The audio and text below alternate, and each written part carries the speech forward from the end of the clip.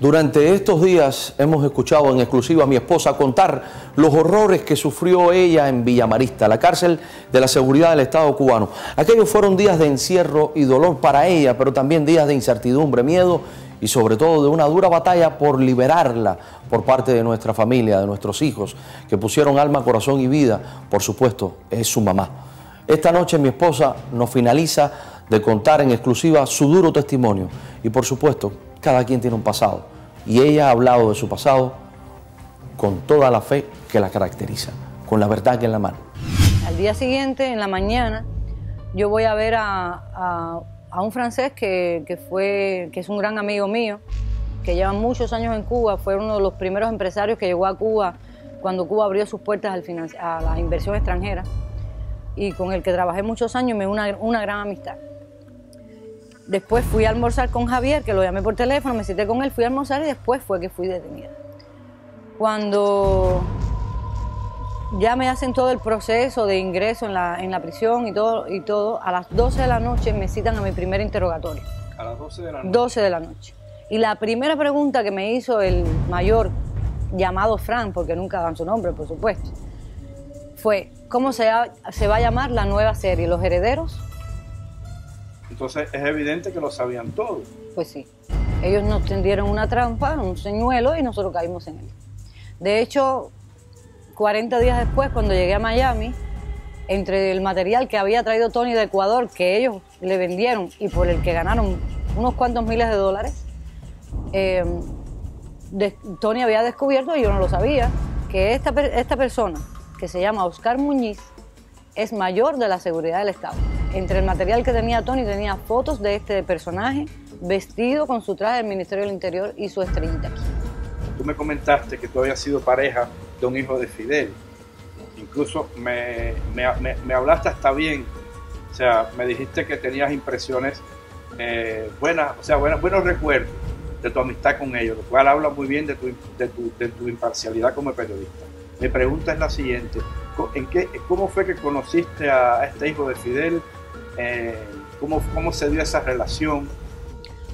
Mi relación con Alejandro Castro fue una relación sentimental realmente muy breve, que surgió a raíz de mi amistad con su hermano mayor, Alexis Castro. Yo por esos años vivía en la zona de Atabey, que está muy cercana al punto cero donde reside Fidel. Y mi hija, que hoy va a cumplir, muy pronto cumplirá 21 años, cuando empieza la escuela, le tocaba en una escuela de playa, en el reparto Flores, que se llama Las Clavellinas. Y coincidió con que uno de los nietos de Fidel, Alessandro, comenzó en la misma clase con ella. ¿De quién es hijo de Alessandro? Es hijo de Alexis Castro con Rebeca. Alexis es el mayor de los 5. Bueno, con Dalia. Sí, con Dalia, Soto del Valle. Fidelito.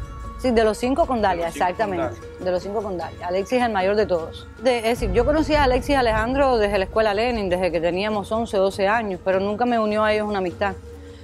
Fue precisamente en esta época, cuando mi hija empieza la escuela, que Sandro, que era un niño que había estado criado, lo decía su propia madre, Rebeca, que estaba criado de manera salvaje entre vacas y bueyes y escoltas, que no había tenido nunca un niño para jugar, porque vivía en punto cero con Fidel.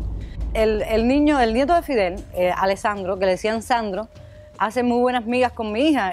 Parecían una parejita de novios y todo lo que tenían eran 5 años, pero fue una química impresionante, ¿no? Y entonces su mamá y yo, como madres, al fin también nos unimos. Y casualmente él cumple el 5 de diciembre, años, y mi hija el 7. Y empezamos a hacer cumpleaños colectivos, que eso se usaba mucho en las escuelas de Cuba. Como Sandro no tenía la posibilidad de hacerse un cumpleaños en el punto cero, en su casa, eso era imposible para él. Jamás había tenido un cumpleaños, ni niños que lo rodearan, ni pudo apagar una vela con sus amigos. Pues cuando llegó a la escuela, para él fue un escape. Entonces era un niño alocado, que estaba empezando a descubrir un mundo que él no conocía, claro, hasta sus 5 años. Y mi hija fue como su alter ego, ¿no? Entonces, al punto que mi hija en esa época usaba espejuelos y él se los rompió porque era demasiado tosco, no estaba acostumbrado a tratar con niños, solo con adultos y animales. Y Rebeca se reía muchísimo de eso y siempre estábamos conversando de eso. Entonces yo hice gran afinidad con ella como mujer y Por ejemplo, Rebeca me contaba, su relación ya en esa época era muy mala con Dalia. Al principio de su matrimonio con Alexis, porque ella estuvo casada con Alexis, ya se divorciaron, pero estuvo como 20 años casada con él. Y llevaba ya ahí muchos años en Punto Cero. Y al principio su relación con Dalia fue bastante buena, pero ya en ese momento las relaciones estaban muy deterioradas y Dalia realmente la maltrataba mucho, la humillaba, la controlaba todo el tiempo. Y hubo algo, por ejemplo, un detalle, Rebeca llevaba mucho tiempo tratando de sacar su licencia de conducción en Cuba, porque su mamá, que era médico de profesión, le había regalado un Lada, color café oscuro, me recuerdo. Regalado un Lada. Su mamá le había regalado, la mamá de Rebeca, un Lada que era de ella como médico. Claro, sí. Se lo había dado a Rebeca, Rebeca lo había llevado a Punto Cero, lo tenía dentro de Punto Cero, pero no lo podía manejar porque no tenía licencia. Y cada vez que ella hacía, porque ella era fuerte, Rebeca, y cada vez que ella hacía un intento y iba a una estación de policía a sacar su licencia de conducción, Dalia, con una simple llamada telefónica, la suspendían y no le daban la licencia de conducción. Y bueno, cuando ya empezamos a reforzar nuestra amistad y todo eso, que ella me cuenta esas cosas, yo le digo, pero ¿cómo es posible? La tenían prisionera, ella sufría mucho porque estaba presa dentro de Punto Cero. Eso no es vida para una mujer que no ha nacido en un medio como ese, ¿no? Entonces, yo le prometí que ella iba a tener su licencia de conducción y lo llevé con mi maestro, con el que yo había sacado la licencia, que era una escuela dentro de La Habana, que era una escuela del gobierno, pero que cobraba en divisa para los extranjeros, que pagaban en divisa su licencia de conducción, costaba $100. Y yo le puse los $100 y ella hizo su mes de clase y salió con su licencia y Dalia nunca se enteró. Porque ella se atrevía a salir en su carro sin licencia de conducción y avanzaba 500 metros y la seguridad la regresaba a Punto Cero, no la dejaban avanzar. Entonces fue naciendo una gran amistad y Alexis, su esposo, un hombre muy capaz y muy inteligente, estaba ávido igual de compartir, hombre joven.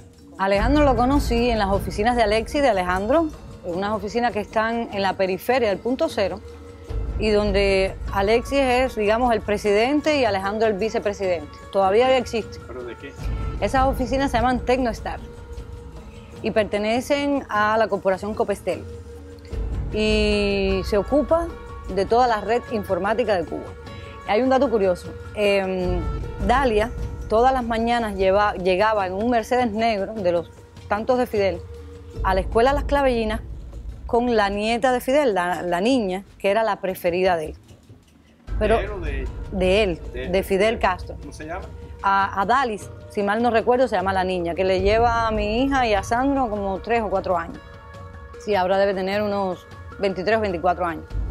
Nunca la conocí, es decir, la conocí de niña en la escuela, ¿no? Pero ya de grande nunca más tuve contacto con ella. Y Dalia llegaba todos los días con ella a la escuela, en un Mercedes negro, pero a Rebeca y a Sandro no los traía nadie, no los traían los carros de Fidel. Tenía Alexis que llegar a traer a Sandro y a su esposa a la escuela. Y Alexis tenía que abrir la oficina, por tanto siempre dejaba a Rebeca en la escuela con el niño y ella tenía que regresar caminando a Punto Cero. Y estamos hablando que son como 4 kilómetros, 3 o 4 kilómetros caminando. Entonces, ya cuando comienza la amistad entre nosotras, que yo descubro que ella tiene que caminar todo, porque no podía ser de otra manera, ahí no hay autobuses, no hay nada que te acerque. Se hizo un hábito entonces que Alexis me recibiera a mí y a Rebeca todos los días con un cafecito en su oficina de Tecnostar y ahí conocí a Alejandro. ¿Y fue amor a primera vista? No, fue algo que fue surgiendo realmente y... ¿Salieron? Sí, claro. Y, ¿A bailar? Pues sí. De hecho, a Alejandro le llama el farandulero de los Castros. Le encanta ir de fiesta, de cabaret. Es el único que sale, que se codea con el público. Guardo, realmente, y tengo que decirlo, guardo recuerdos muy bonitos de esa época. Creo que son ellos dos que fueron los que conocí, personas, muy bellas personas, hombres muy inteligentes, víctimas de su padre, del sistema que les tocó vivir y de ser hijos de quien son, porque han tenido que vivir en la sombra, a pesar de ser hombres muy capaces y muy inteligentes. A mí me tocó ver manifestaciones de sus frustraciones como seres humanos. Y eso es lo que siento. De hecho, el oficial de inmigración me dijo que querían mostrarle al mundo que los hijos de Fidel hacen lo que el pueblo cubano no puede hacer. Yo, en realidad no, porque el pueblo cubano, el mundo sabe que los hijos de Fidel y los que están al lado del gobierno hacen lo que el pueblo no puede hacer. Ya eso es de conocimiento del mundo. Yo quería mostrar lo que hacen realmente, cómo viven, a quién conoce, con quién comparte, porque eso es el lado humano de las cosas. Y creo, estoy convencida, de que después de que la seguridad del Estado cubano pusiera en una balanza los hechos, ¿no? Toda la presión y toda la campaña que hizo mi esposo aquí en Estados Unidos, todas las personas que apoyaron a Tony, a mi esposo, en la campaña por mi liberación, al hecho de que la propia disidencia dentro de Cuba se pusiera pullovers con mi foto, algo que nunca había sucedido en Cuba, pidiendo mi liberación. Ellos pusieron eso en una balanza y al mismo tiempo en los 40 días tuvieron la valoración psicológica de mi persona.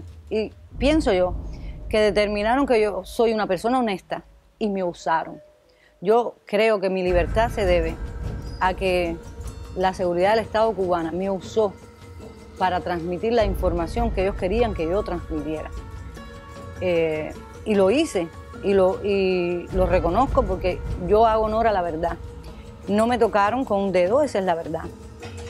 No me maltrataron físicamente, eso es muy cierto, y lo dije cuando llegué a Estados Unidos, fue una de mis primeras declaraciones. Pero no podré negar jamás, porque faltaría la verdad, que me hicieron un daño terrible, que el maltrato psicológico no tiene nombre, que han convertido a esta mujer que amaba a su país, lo sigo amando porque lo seguiré amando, pero jamás volveré a Cuba mientras ese sistema esté allí, porque eso fue lo que lograron. No odio, porque yo no tengo odio en mi corazón, pero no puedo ir. Como le pasa a tantos miles de cubanos que han salido de Cuba y no pueden regresar porque no tienen las garantías, porque no tienen la seguridad, porque saben que están expuestos a cualquier maldad, porque ellos no tienen piedad.